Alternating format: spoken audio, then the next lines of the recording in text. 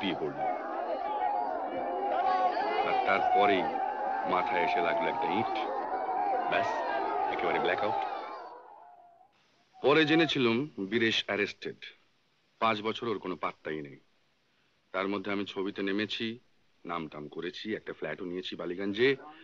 রোববারের সকাল, সামনে নতুন ছবি, দর্জি এসেছে কস্টিউমের মাপ নিতে।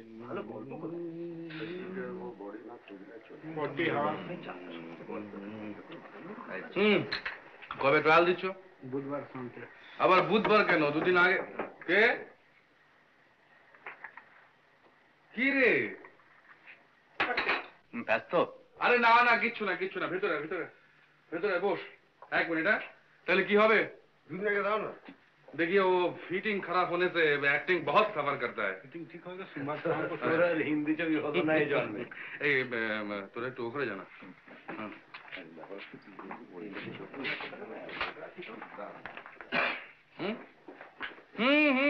ঠিক আছে।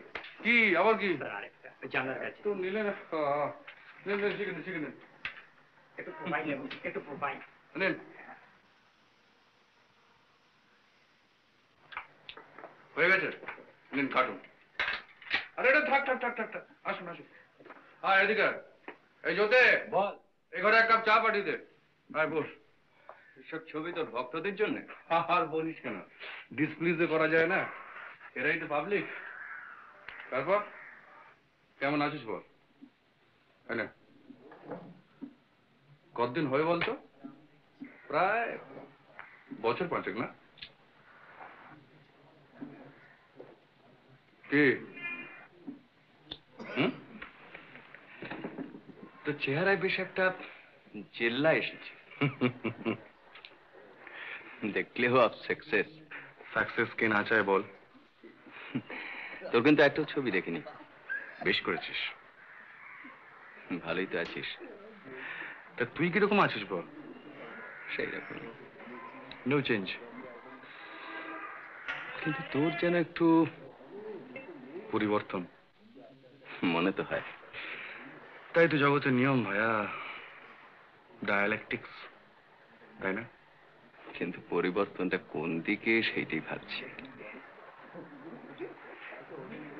ভেবে আর কি করবি? নে চা খা।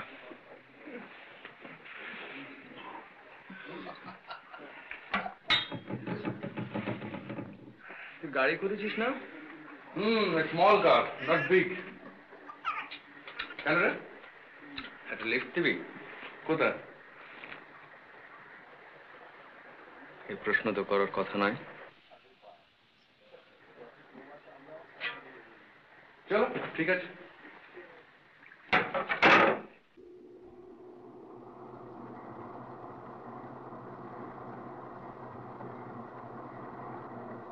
গাড়িতেও বীরেশ বলল না সে আমায় কোথায় নিয়ে যাচ্ছে, আর আমিও কিছু জিজ্ঞেস করলাম না।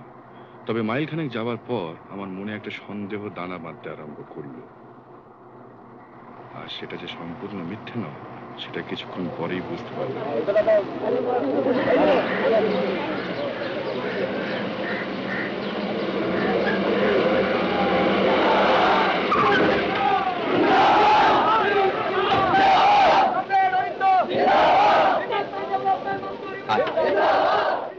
কি হলো?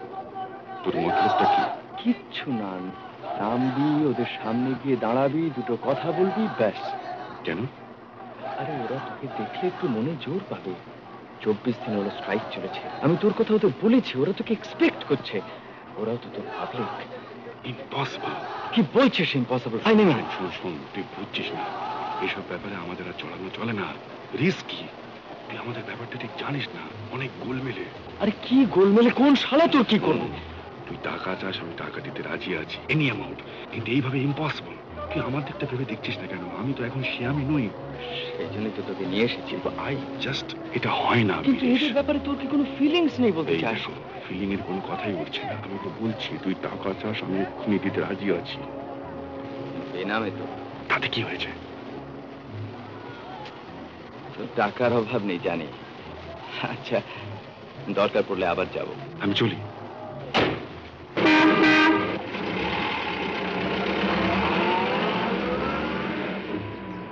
বীরেশের অনুরোধ রাখতে পারলাম না। কেন পারলাম না? ভয়টা যে ঠিক কিসের ভয় সেটা বলা শক্ত। তবে এটা বুঝতে পারলাম যে বীরেশের চোখে আমি ছোট হয়ে গেছি।